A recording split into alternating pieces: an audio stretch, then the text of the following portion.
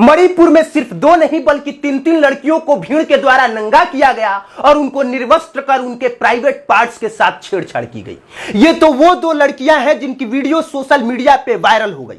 लेकिन इसी भीड़ में एक 50 साल की बूढ़ी महिला भी थी जिसको इस भीड़ के द्वारा नंगा भी किया गया और उसके साथ भी वही किया गया जो इन 2 लड़कियों के साथ। ये 2 लड़कियों की वीडियो सोशल मीडिया पे वायरल है। जानते हैं सर, जब इन लड़कियों के साथ इस तरह से दुष्कर्म किया जा रहा था तब एक लड़की का पिता वहां पे विरोध कर रहा था और विरोध करने पर उस भीड़ के द्वारा उस पिता को वहीं गोली मार दी गई। जब इस लड़की को वहां नंगा किया जा रहा था तब इस बात पर इस लड़की का 19 साल का एक छोटा सा भाई विरोध करने लग गया, अपनी बहन की इज्जत आबरू के खातिर इस भीड़ से लड़ गया। और जानते हैं, तब उस 19 साल के छोटे से लड़के को भी इस भीड़ के द्वारा मौत के घाट उतार दिया गया। और आपको यह जान के ताज्जुब होगा कि जो कुछ भी आप ये देख रहे हैं ये 4 मई की घटना है, आज की घटना नहीं है। 4 मई की घटना है। 18 मई को इस घटना का एफआईआर दर्ज किया जाता है और 4 मई से 18 मई को जब एफआईआर दर्ज होता है तो आज तक से किसी को गिरफ्तार नहीं किया जाता। लेकिन जब 19 जुलाई को सोशल मीडिया पे ये वीडियो वायरल होती है इस लड़की की, तब जाके इस मनचले की गिरफ्तारी होती है जो आपको यहां पे नजर आ रहा है।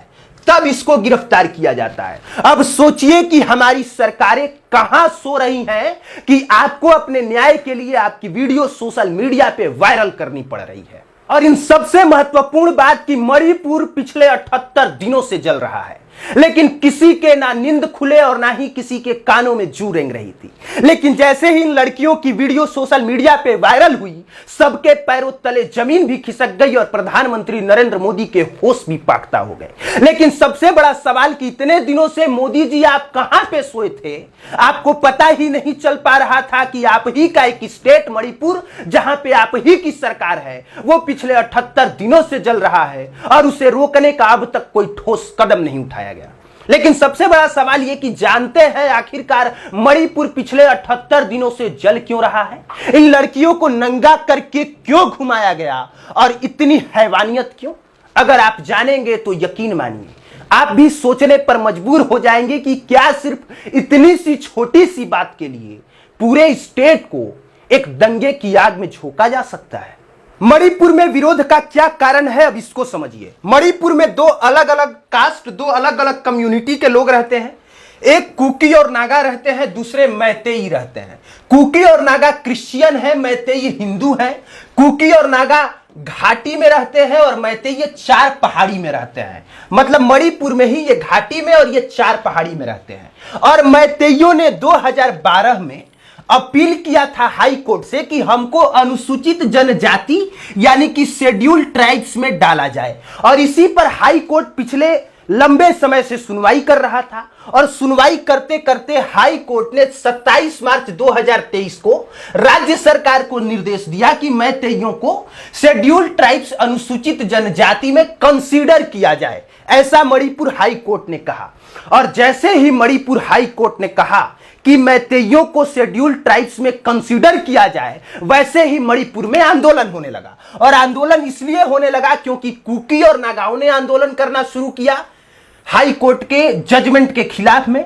और आंदोलन इसलिए इन लोगों ने करना शुरू किया क्योंकि इन लोगों का मानना है कि मैतेई संख्या में ज्यादा है, हमसे ज्यादा धनी मनी है, हमसे ज्यादा संपन्न है, तो अगर इनको शेड्यूल ट्राइब्स में डाल दिया जाएगा, अनुसूचित जनजाति में डाल दिया जाएगा, तो हमारी भी सरकारी नौकरियां इन लोगों को मिलने लग जाएंगी, इन लोगों को ज्यादा फायदा हो जाएगा और हम लोगों को नुकसान ज्यादा होगा। क्योंकि मणिपुर का एक कानून ऐसा भी है कि कुकी और नागा का जो जमीन है उसे मैतेई नहीं खरीद सकते हैं, बात समझिए।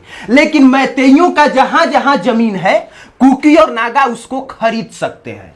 तो अब जब मैतेइयों को अनुसूचित जनजाति में डाल दिया जाएगा तो मैतेई इनका भी जमीन खरीद सकते हैं। इसीलिए कुकी और नागाओं ने विरोध करना शुरू कर दिया कि हम नहीं चाहते हैं कि मैतेइयों को अनुसूचित जनजाति में डाला जाए।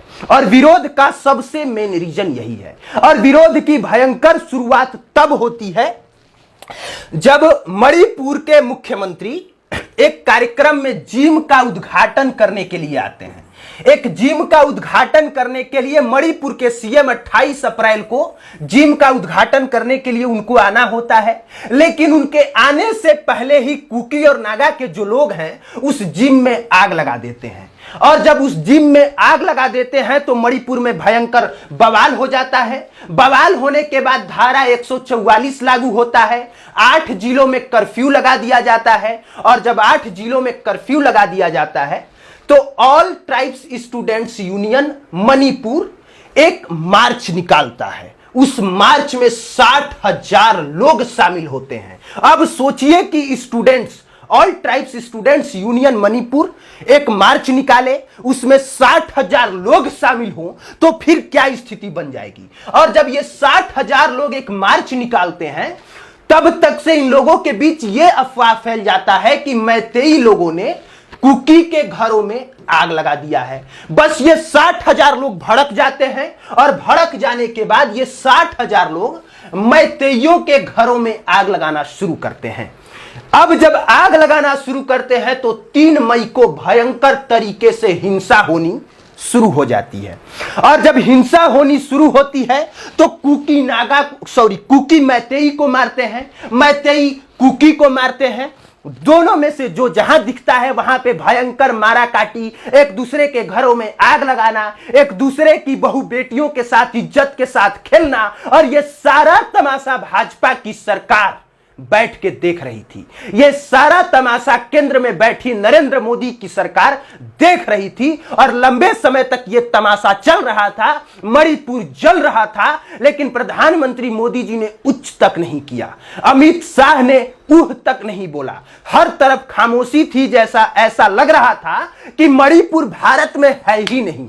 अब 3 मई को क्या होता है कि जो मैतेई हैं, जो हिंदू बहुल है, जो संख्या में ज्यादा है, वो जाते हैं, इनके घरों पे अटैक करते हैं। लगभग 800 से 1000 हथियार बंद लोग घरों पे अटैक करते हैं। और उसी अटैक के दौरान ये लड़कियां, इनके बाप, इनके भाई और 3 महिलाएं इनसे बचने के लिए वो जंगल की तरफ भागती हैं।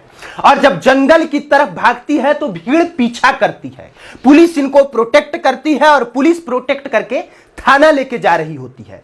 तब तक भीड़ और ज्यादा संख्या में आ जाती है और पुलिस से इन तीनों महिलाओं को छीन लेती है, उसके बाप को भी, उसके भाई को भी। सोचिए कि पुलिस से भीड़ इन महिलाओं को छीन लेती है, इसके बाद नंगा करती है। बाप विरोध करता है तो उसे गोली मार दी जाती है। 19 साल का जब भाई विरोध करता है तो उसे भी मौत के घाट उतार दिया जाता है।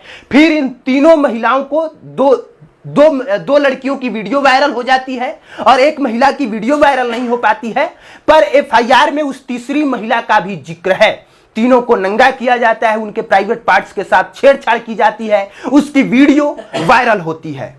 और सबसे बड़ा सवाल वही है जो मैंने स्टार्टिंग में किया कि 4 मई की घटना है, 18 मई को इतने लंबे समय के बाद एफआईआर क्यों दर्ज हुआ, और एफआईआर दर्ज होने के बाद भी किसी की भी गिरफ्तारी क्यों नहीं हुई, और 19 जुलाई को जब वीडियो वायरल हुआ तब जाके सिर्फ एक की ही गिरफ्तारी क्यों हो पाई। यह सबसे बड़ा सवाल है। अब आपको तय करना है कि इसमें गलत कौन है और ज्यादा गलत कौन है। इस चीज को आपको समझना पड़ेगा, एक चीज को, और गंभीरता से समझना पड़ेगा कि जो कुकी हैं, जो मैतेई हैं, उनमें ज्यादा गलत कौन है। क्योंकि मैतेइयों के समर्थन में, मैतेइयों के हिसाब से हाई कोर्ट ने ये कहा कि मैतेइयों को शेड्यूल ट्राइब्स यानी अनुसूचित जनजाति में कंसीडर किया जाए, अभी सिर्फ इतना कहा था। और इसी बात पर कुकी और नागाओं ने विरोध करना शुरू कर दिया, जबकि ये लोग सुप्रीम कोर्ट जा सकते थे, लेकिन इन लोगों ने विरोध करना शुरू किया। और उस विरोध का नतीजा ये निकल के सामने आया कि पूरा का पूरा मणिपुर पिछले 78 दिनों से जल रहा है। बेशर्म सरकारें सो रही हैं। और आपको यह जान के ताज्जुब होगा कि राज्य सरकार के मुताबिक इस हिंसा में 5000 आगजनी की घटनाएं हुई हैं। और मैं ये डाटा के साथ बोल रहा हूं, 5000 आगजनी की घटनाएं हुई है, 5995 मामले दर्ज हुए हैं और टोटल 6745 लोगों को गिरफ्तार किया गया है। सोचिए कि यह मामला कितना बड़ा हो चुका है कि इस मामले में अब तक बहुत ज्यादा लोगों की गिरफ्तारियां हो चुकी हैं। तकरीबन 6,745 लोग अरेस्ट हो चुके हैं।